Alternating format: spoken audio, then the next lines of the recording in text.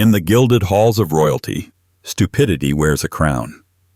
Behind every velvet curtain and jeweled scepter lies a trail of baffling choices, flaming veils, lost treasures, botched disguises, and kings who thought forks were a conspiracy. These aren't grand political blunders. They're the face-palm moments history tried to forget, but couldn't. Welcome to the royal court's greatest hits of foolishness. 30 times the British monarchy proved that even the most powerful people on earth are not immune to truly dumb decisions. Before we dive headfirst into royal absurdity, make sure you're subscribed. It keeps the crown polished and the stories coming. While you're at it, drop a comment. Where in the world are you watching from, and what time is it right now? Are you hearing this at 2 a.m. with one eye open, or mid-commute pretending to be productive? Let's see how globally confused we are together. 1. King Charles II letting his dogs drink the kingdom's fine wine. Charles II loved many things: parties, mistresses, and, bafflingly, letting his spaniels drink wine that could buy a ship. In the dark corridors of Whitehall Palace, where courtiers whispered about French alliances and Dutch threats, Charles was preoccupied with a much more pressing issue: making sure his dogs were happy. He kept barrels of France's finest claret stored in his private quarters, which would have been perfectly regal if they hadn't been left with loose corks and open taps. Every evening, his floppy-eared spaniels would toddle in like tiny furry aristocrats and lap up the king's liquor, vintage worth more than some nobleman's estates. When a footman finally worked up the courage to mention it, Charles blinked, chuckled, and said something about how they had excellent taste. That was that. His courtiers were stunned. This was the monarch of an empire, not a tavern drunk sharing pints with his pets. But for Charles, the dogs had better manners than most of his council, and a more refined palate too. He didn't care that even visiting nobles mocked the practice, and maybe that's what makes it so wonderfully idiotic. It wasn't an accident.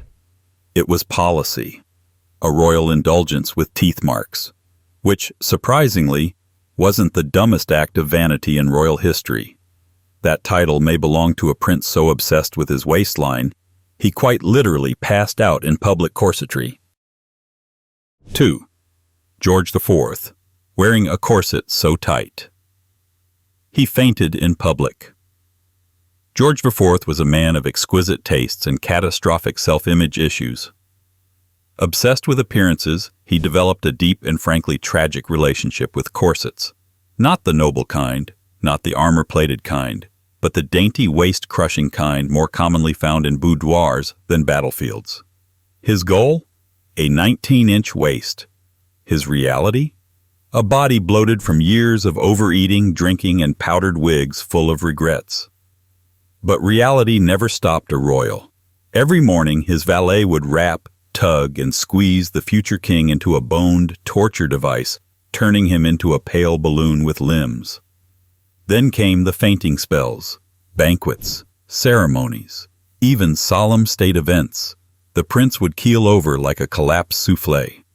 Once, at a diplomatic gathering, he passed out mid-toast, his glass shattering on the floor, while ambassadors stared, wondering if they'd just witnessed a political assassination by tight underwear. People noticed.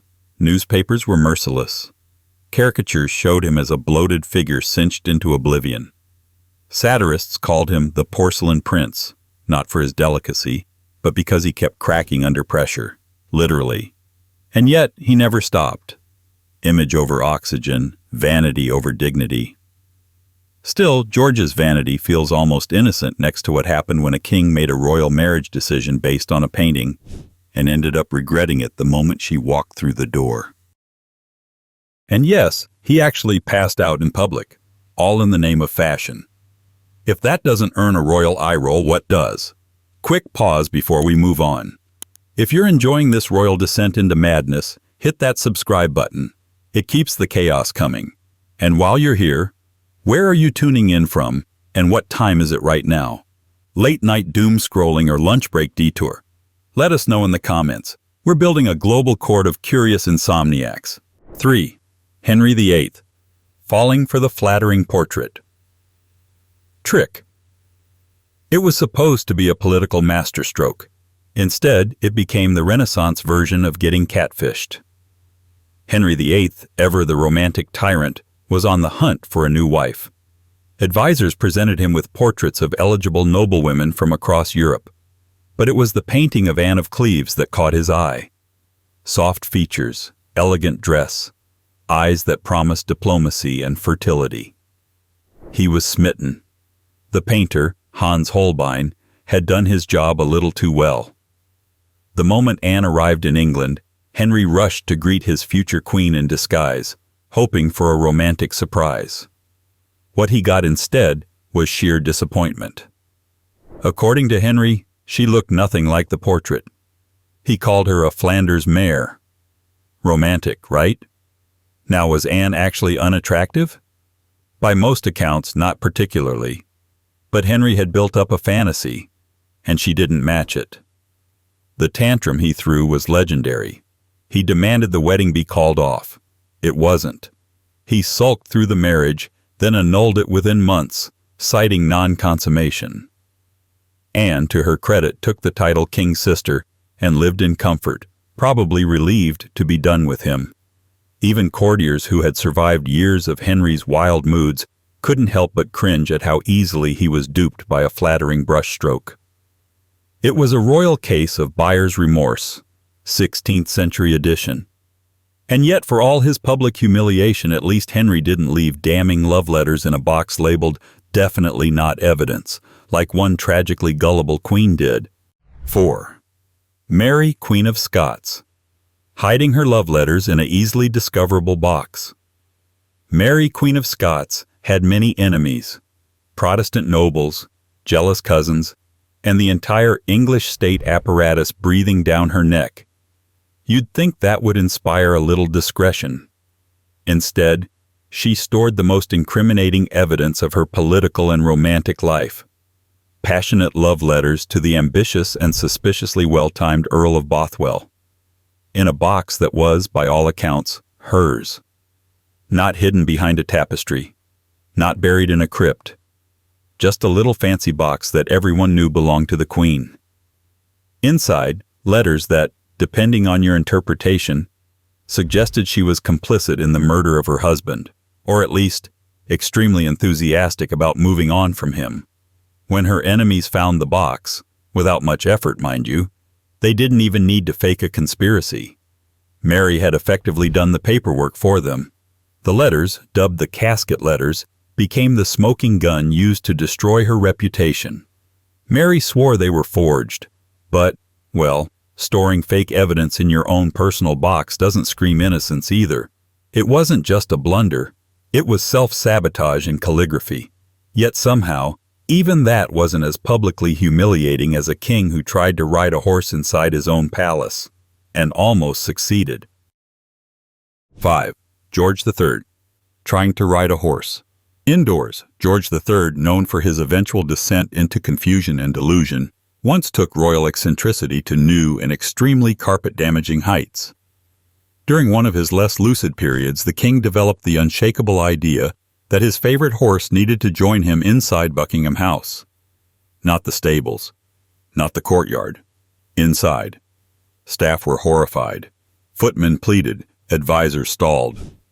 But George insisted, with the absolute unbending certainty of a man who believed monarchy trumped basic architecture. Eventually, under the weight of command and tradition, the horse was led through the palace doors. It didn't go well. The animal panicked. Hallways weren't built for hooves. Valuable furniture was knocked over. The scent lingered. But George, delighted, attempted to mount the horse in the middle of a hallway, as if reenacting some grand military maneuver. When he fell off, predictably, he waved off help and demanded someone find his riding crop. The entire royal household watched, stunned into silence, as their monarch tried to orchestrate equestrian elegance on hardwood floors. This wasn't a single mad episode. It was a culmination of unchecked power, poor mental health management, and the refusal of anyone to say, "Maybe not today, Your Majesty." But even a horse in a palace doesn't top the king who skipped a rebellion to jam out to his favorite medieval tunes. 6. Edward II, ignoring a rebellion to watch his favorite minstrel perform. Imagine the kingdom is teetering on the edge of civil war. Nobles are plotting. Rebellions are simmering. Your advisors are begging you to convene a war council. And the king?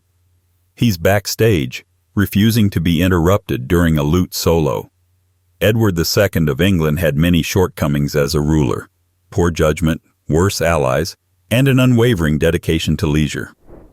But nothing summed it up quite like the moment he skipped an emergency meeting with military commanders because he was, reportedly, enjoying a private performance from his favorite court minstrel. This wasn't a peaceful day. It was the middle of a rising crisis.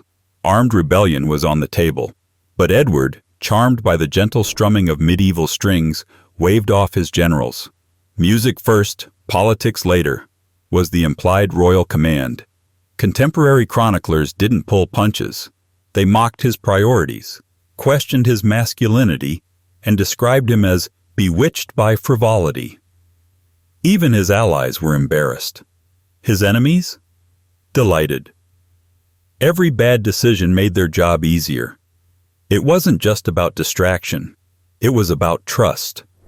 If a king won't show up when his kingdom is burning, who will follow him into battle? But Edward's clueless confidence still wasn't as absurd as the king who claimed he could outwit witches, and ended up outsmarting himself. 7. James VI and I, publicly lecturing everyone on witchcraft. Then getting it wrong.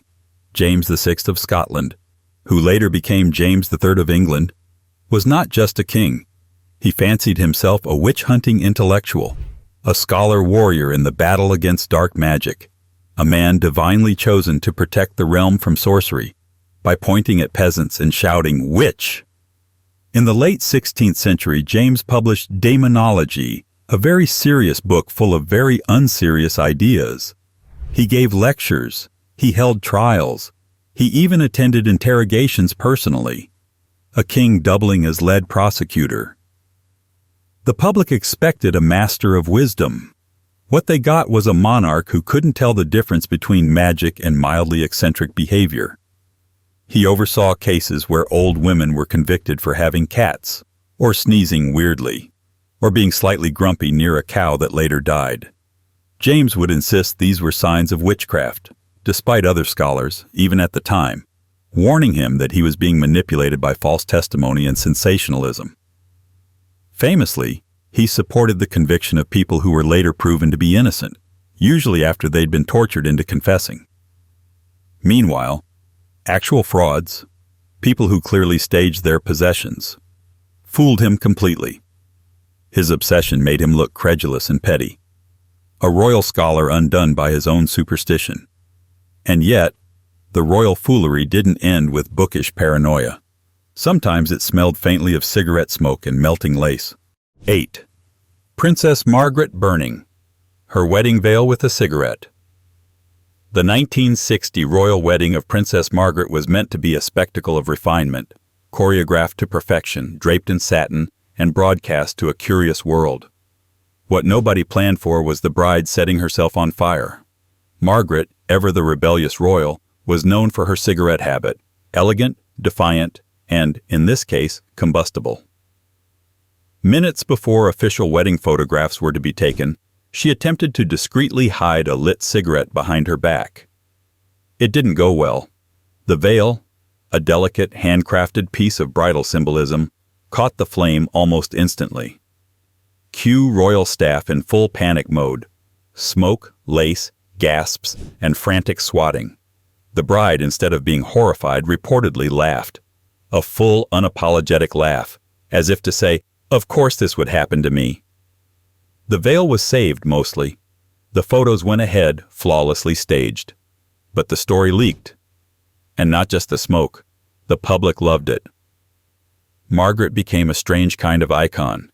Chaotic, glamorous, and a little bit scorched. Some saw it as charming. Others saw it as irresponsibly cavalier. Either way, it was classic Margaret. Regal in title, rebellious in temperament. And yet even she never managed to accidentally commission a mass order of coffins like her great-great-grandmother once did. 9. Queen Victoria. Accidentally ordering a massive batch of coffins.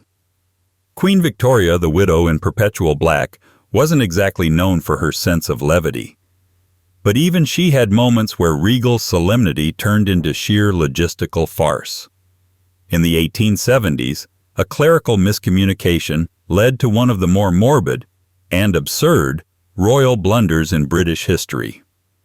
While reviewing requisitions for ceremonial supplies, Victoria was asked to approve the procurement of decorative cases for a state funeral rehearsal. The Queen, in her usual brisk manner, scrawled her approval across the form, except the wording was vague. Ceremonial boxes was interpreted by a very literal-minded official as a request for coffins. Dozens of them. Custom-built, velvet-lined, delivered in a silent convoy to royal storage. When palace staff discovered the mistake, reactions ranged from horror to suppressed laughter.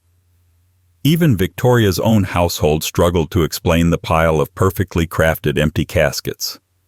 Was it a prophecy, a threat, a budgeting error from beyond the grave? Victoria, to her credit, was reportedly confused, then mildly amused, in that stern, monarch-approved way. She let the matter drop. But the image stuck. The Queen of Mourning accidentally mass-ordering symbols of death.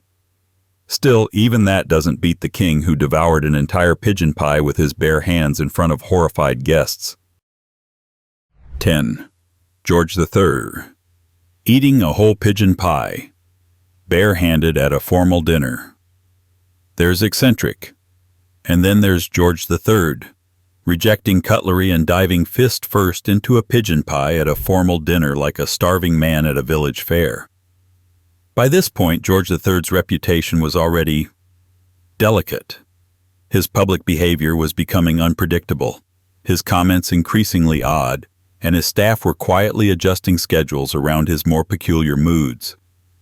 But this dinner incident wasn't during a private lapse. It was at a formal banquet, attended by foreign dignitaries, titled nobles, and ambassadors who expected forks, not finger-food theater. As the story goes, George was served a large and beautifully prepared pigeon pie, likely meant to be portioned out with all the grace of court etiquette. Instead, the king apparently announced he didn't trust forks, a line that's funny until you realize he meant it, and then proceeded to eat the entire pie with his bare hands. No utensils, no napkin, just royalty, gravy, and confusion. Guests were stunned into polite silence, pretending not to see it. Servants looked away, and the pie disappeared, bird by bird, into royal history. But if you thought that was careless, wait until you meet the king who handed out vast estates, without checking if they were even his to give. 11. Henry VI. Giving away huge estates without checking who owned them. Henry VI was not built for power. He was gentle, pious, and politically adrift. A medieval man better suited to a monastery than a throne. And nowhere was this mismatch more obvious than in his gift-giving habits. He liked to be generous. Admirable trait. But his execution? Disastrous. Henry developed a habit of granting massive estates, manors, and revenues to friends, favorites, and religious institutions, without checking who owned the land to begin with. In many cases, he granted properties already held by rival nobles, or worse, lands held by the crown itself, meaning he was giving away resources his own government relied on. Sometimes, he granted the same property to multiple people. No system, no follow-up, just a royal signature and chaos. It led to years of bitter disputes, political resentment, and open factionalism. Nobles who had held lands for generations suddenly found themselves dispossessed by decree. Others took their grants and demanded enforcement by force. Even at the time, chroniclers called it childlike, confused, and naive beyond measure. Parliament tried to limit his authority, but the damage had been done. Still, Henry's blunders pale in comparison to the monarch who handed the kingdom's entire treasury to one pretty favorite. 12. Richard II. Leaving his entire treasury in the hands of one favorite. Richard II loved beauty, loyalty, and the feeling of absolute control. What he didn't love, apparently, was financial oversight. Enter Robert de Vere, young, handsome, and Richard's inseparable companion. Whether the two were romantically involved is debated, but what's not up for debate is the astounding level of trust Richard placed in him. At one point, the king essentially handed de Vere control over the royal finances, a move so bold and unaccountable that even Richard's supporters were stunned. We're not talking about giving him an office. We're talking about the entire purse of England, taxes, revenues, expenses, and royal gifts, all routed through a favorite with no background in accounting, no political subtlety, and few allies outside the king's inner circle. The result was predictable. Money vanished. Cronyism flourished. De Vere used funds to enrich himself and his allies, fueling resentment among the nobility. When Parliament questioned the arrangement, Richard doubled down, protecting de Vere at all costs. Eventually, opposition coalesced.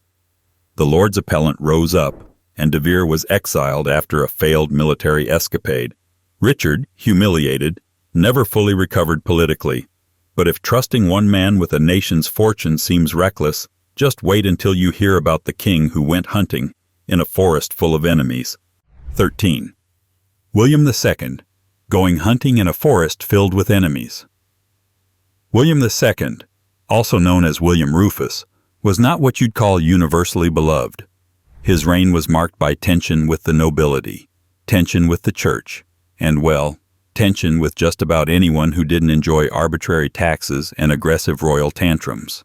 So when he announced a relaxing hunting trip in the New Forest, a location surrounded by resentful nobles and conveniently far from direct oversight, more than a few eyebrows were raised. The New Forest was notorious even then, not just for bandits or wolves, but for the strange fact that royal family members kept dying there. William's own brother had died in the same woods under suspicious circumstances. Superstition? Maybe. But also, maybe not. Still, William went anyway, despite warnings. Despite the brewing anger from nobles he'd alienated through land seizures and insults. The whole thing had the energy of a man daring fate to take a swing. And fate did. He was accidentally shot with an arrow by one of his own men. No investigation followed. No one punished. Most historians today still call it suspicious. But you can't say he wasn't warned. Walking into a metaphorical hornet's nest is one thing. Riding into a literal one, wearing royal colors, is quite another. Then again, at least William didn't challenge the laws of nature quite like the prince who drunkenly tried to swim across the Thames. 14. George IV. Trying to swim while drunk and nearly drowning. George IV, the same corset-wearing monarch with a taste for luxury and melodrama, also had a flair for aquatic disasters. After one of many lavish dinners and many more glasses of wine, he declared he could swim across the River Thames. Not in theory, not in a metaphor, literally. The guests laughed. George did not.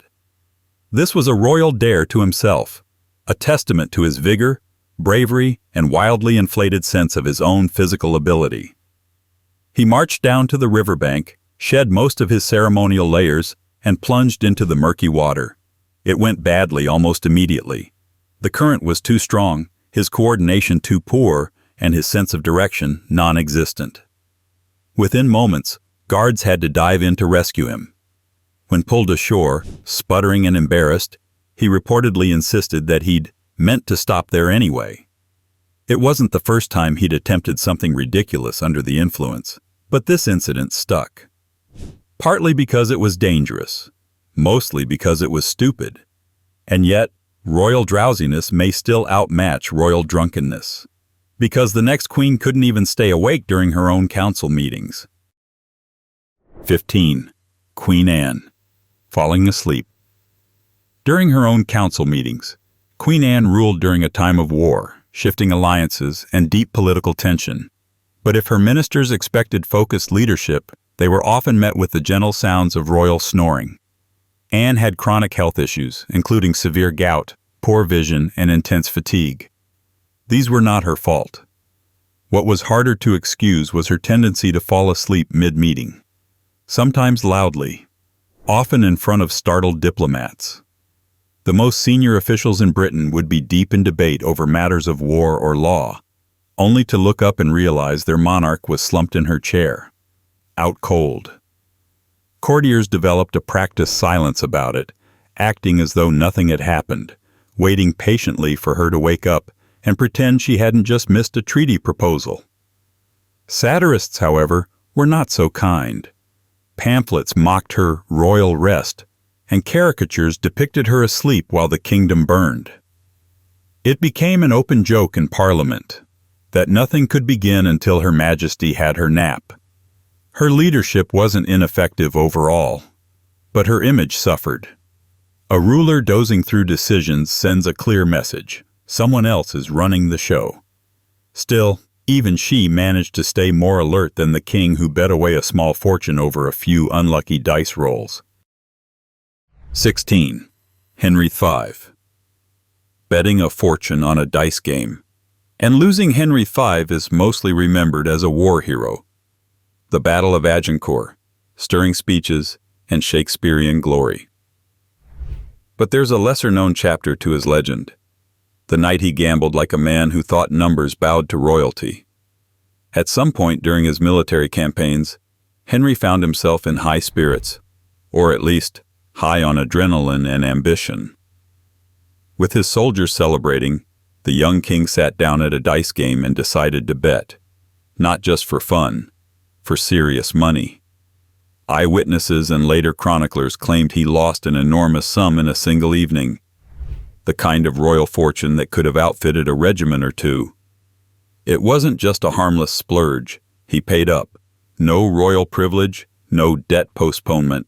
The treasury took the hit. Even his own troops were baffled, inspired by his willingness to play fair, but deeply unimpressed by the recklessness. The king had a battlefield mind but a gambler's impulse, a deadly combination if you're not fighting the French.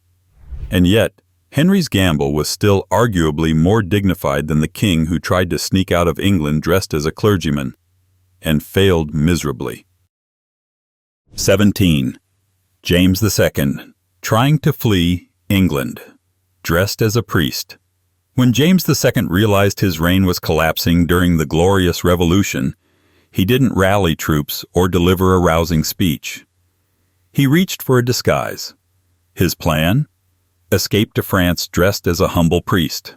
Simple, understated, entirely unconvincing. Rather than donning plain robes and subtle details, James dressed like what a rich person thinks a poor priest looks like. Silk garments, gold-threaded cuffs, and a ring or two he forgot to remove. His version of blending in was looking like a particularly flamboyant ghost haunting a cathedral gift shop. Unsurprisingly, he was spotted immediately. Arrested by fishermen near the coast who thought he was a suspicious foreign agent, not their actual king. They turned him in, not out of malice but because they genuinely didn't know who he was. London erupted into ridicule. Cartoons were drawn. Satirists had a field day. Even his allies cringed at how poorly the escape was executed. A king pretending not to be king, failing, and then returning to find he wasn't king anymore. It was less a fall from grace and more a stumble into farce. But at least he didn't let his royal children treat loaded firearms like toys. 18. Charles I.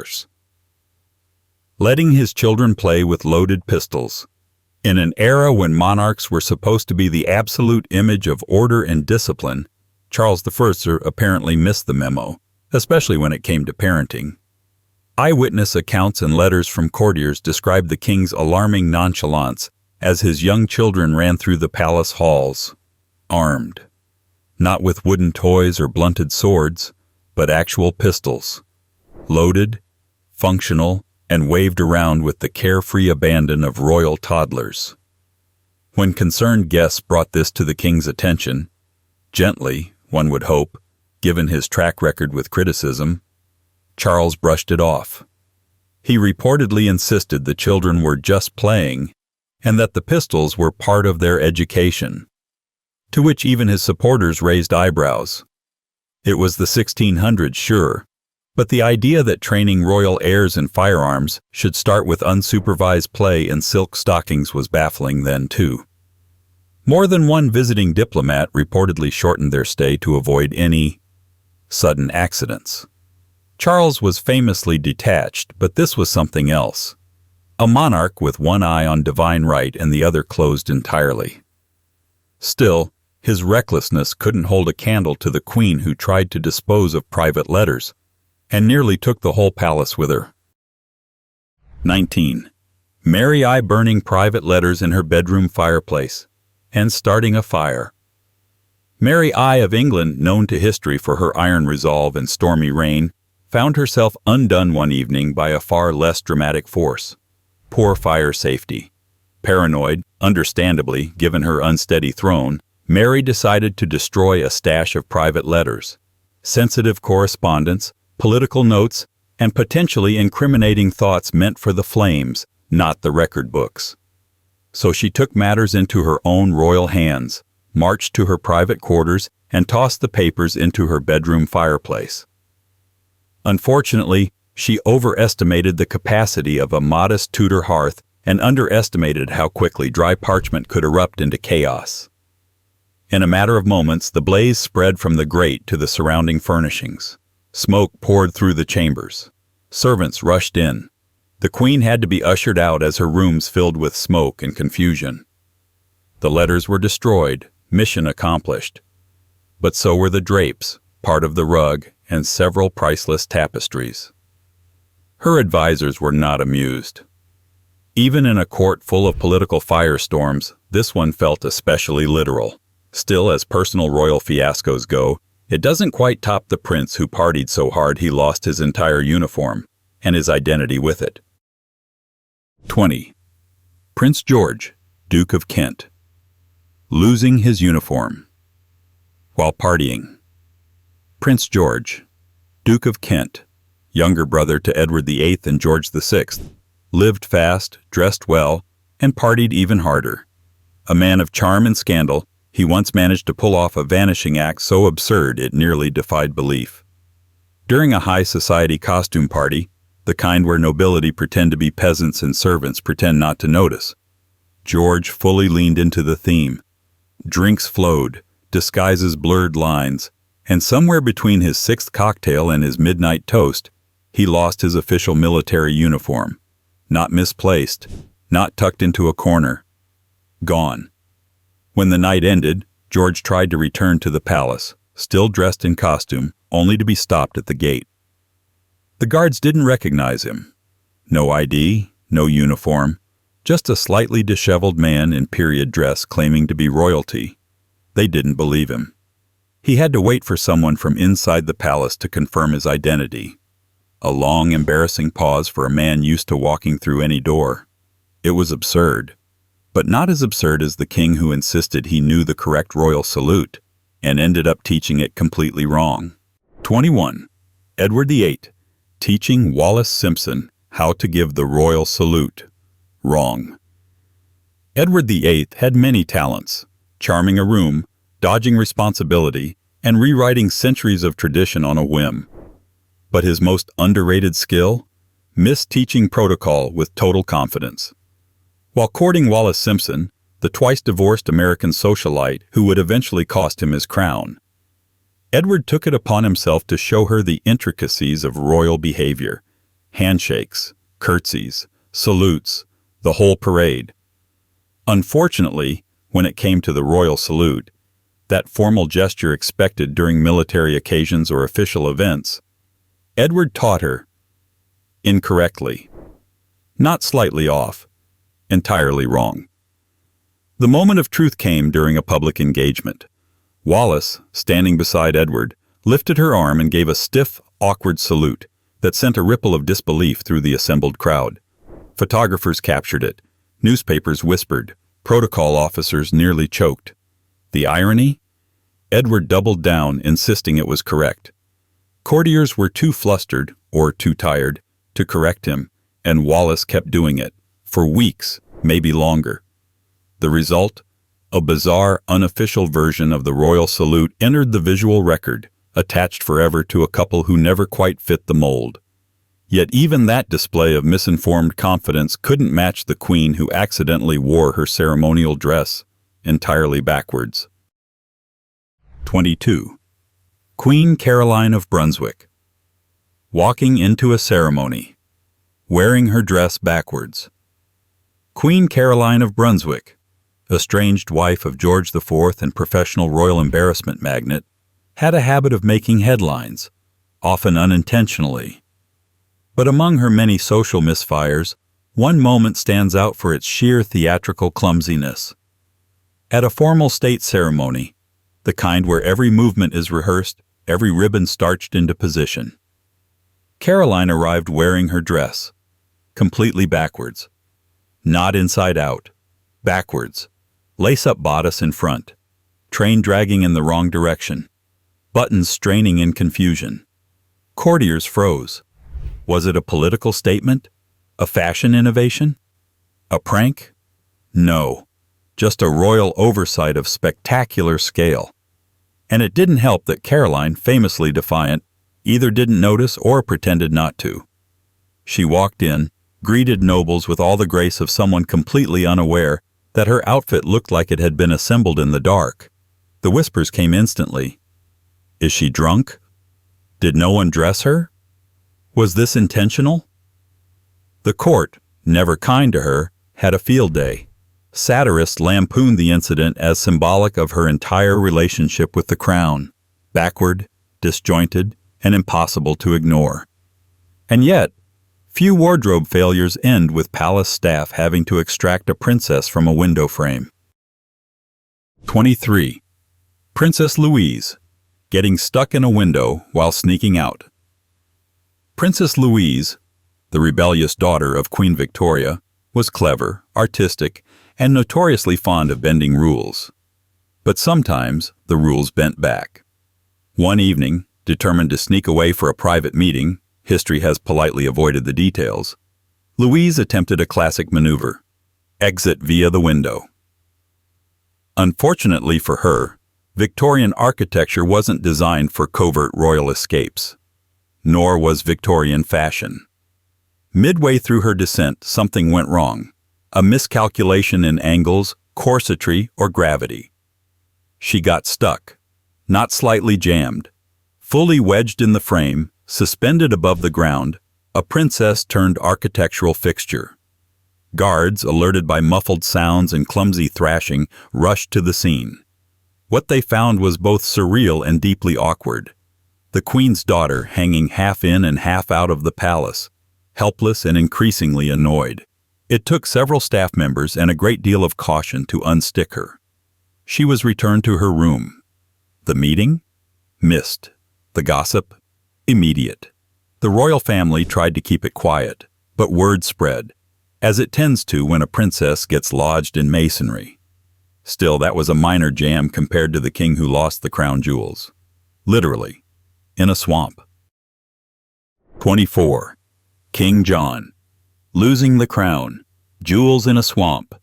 King John, of Magna Carta fame and Robin Hood infamy, may go down as one of England's most widely disliked monarchs. But even among his many failures, one moment remains a glittering example of royal incompetence. In 1216, while fleeing from advancing rebel forces and French invaders, John decided to move his entire baggage train, treasure, regalia, personal effects, and yes, the crown jewels, across the tidal estuary known as the Wash. His advisors warned him. The locals warned him. Even the geography was like, maybe not today. But John, stubborn to the end, ordered the caravan forward. Timing was everything. The low tide offered only a narrow window for safe passage. The window closed. As the tide rushed back in, wagons, horses, and chests of gold were swallowed by the rising waters. The crown jewels, priceless symbols of monarchy, disappeared into the mud, never recovered. John himself escaped, soaked and furious. His prestige? Sunk. Chroniclers of the time delighted in the symbolism, a greedy king losing his treasures to the earth itself. It was humiliating, and yet not nearly as ironic as the queen who poisoned herself slowly in the name of beauty. 25. Elizabeth I, accidentally poisoning herself with makeup. Elizabeth I ruled with sharp intelligence and unshakable presence. She outmaneuvered political enemies, dodged assassination plots, and held a fractious realm together for decades.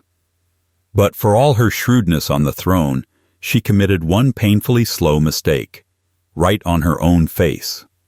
The culprit? Venetian ceruse, a deadly cosmetic mixture of white lead and vinegar. Known for giving skin a smooth, pale, almost ethereal glow, it was the height of Tudor beauty standards. And Elizabeth, always aware of image and legacy, leaned into the look hard. She wore it daily, layer after layer. At first it masked smallpox scars and delivered that ghostly royal aura people associated with her virgin queen persona. But lead, even then, was known to be dangerous, poisonous even. Her ladies-in-waiting reportedly whispered concerns. Physicians hinted. Foreign ambassadors noted her changing complexion and increasingly brittle hair. The queen ignored it all. As the years wore on, the very makeup designed to preserve her image began to deteriorate her health. Her teeth darkened. Her skin grew thin and irritated. But she kept applying it, convinced that without the white mask, her authority and mystique would fade. There was no grand collapse, no dramatic reveal, just a slow erosion, poetic in its irony. The mask became the threat, the beauty became the curse. The queen who had beaten entire empires fell prey to a cosmetic trend.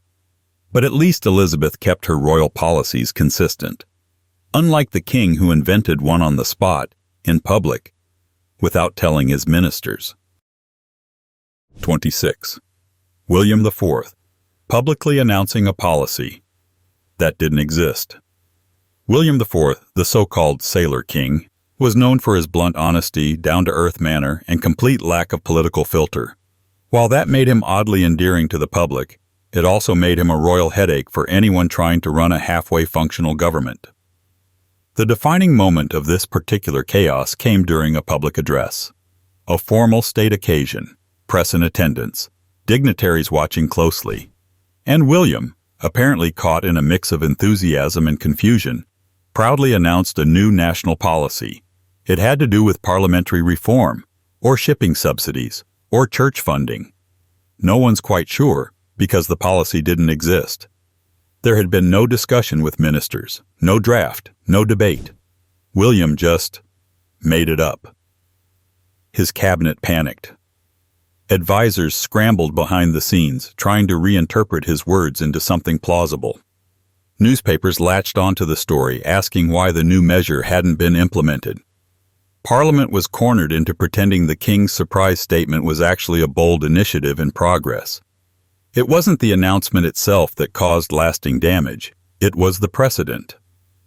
If a king could make up national policy in front of cameras, what stopped him from doing it again? The answer? His advisors, who immediately worked overtime to keep him away from microphones and spontaneous speaking opportunities.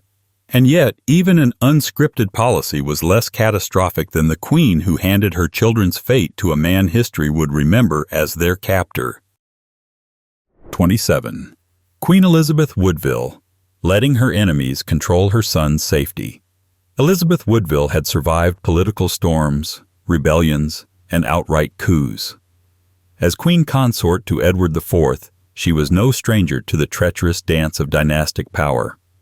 But after Edward's death, with her young son Edward V set to take the throne, she made one critical misstep.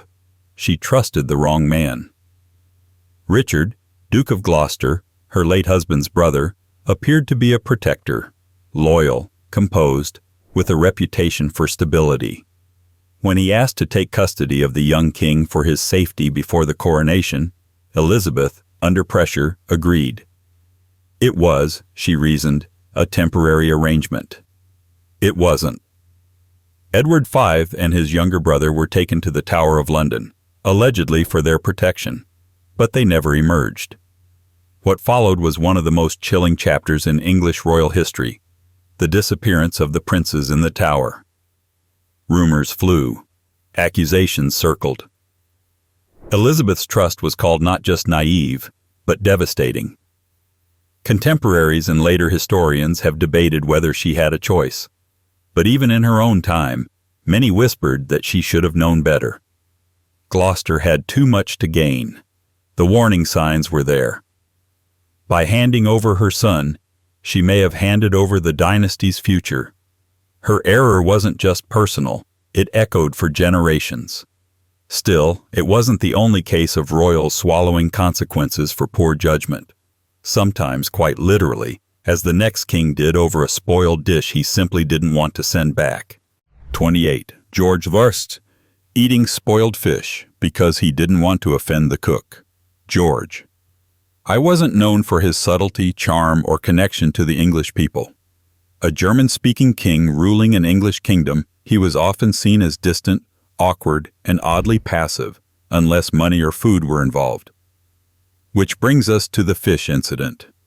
At a royal banquet, one of many stiff ceremonial affairs attended by nobles who pretended to enjoy both the company and the menu, George was served a dish of fish. No one knows exactly what type. Some say herring, others say trout. But everyone agreed on one point. It smelled wrong. Very wrong. The king's aides reportedly whispered a warning, suggesting it might be best to send it back. But George, in a move that combined stubbornness, misplaced politeness, and sheer royal oblivion, refused. He didn't want to offend the cook. So he ate it. All of it. The aftermath was predictable. George fell violently ill and had to cancel several engagements. The court spun it as a brief indisposition. His servants, less diplomatically, blamed the fish. What made the incident particularly absurd was the setting. A monarch at the height of power surrounded by guards, physicians, and advisors, and still unable to say no to a bad meal. Some saw it as humility.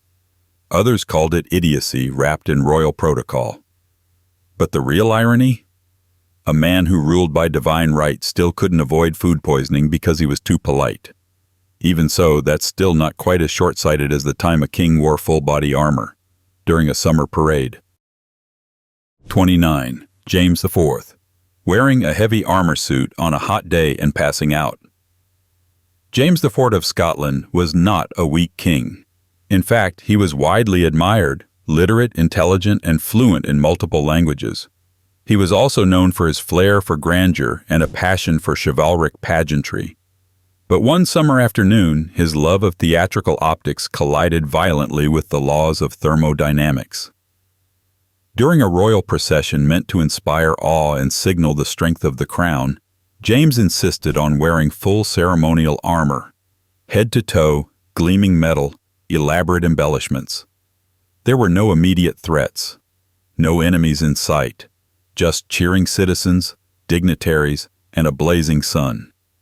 Advisors warned him. Courtiers gently suggested lighter attire. But James was committed to the performance. He wanted to appear as the embodiment of Scotland's might. Unfortunately, metal heats up. As the parade moved on, witnesses reported that the king began to sway, then stumble. Then, rather dramatically, collapse. Guards rushed in. Physicians followed. The armor, now scalding hot, had trapped heat against his body. James had passed out from the sheer weight and temperature of his own pride. Though he recovered quickly, the spectacle became an instant court joke. Poets made veiled references. Nobles snickered behind fans. It was the kind of theatrical miscalculation that summed up the danger of treating pageantry like policy. Still, his mistake pales in comparison to a scandalous royal mishap. when a prince knowingly let his mistress run a black market promotion racket using the British Army. 30. Prince Frederick, Duke of York, letting his mistress sell military promotions. Prince Frederick, Duke of York, and second son of George III, held one of the most powerful and sensitive roles in the kingdom, Commander-in-Chief of the British Army, a position demanding discipline, strategy, and at the very least, basic administrative oversight.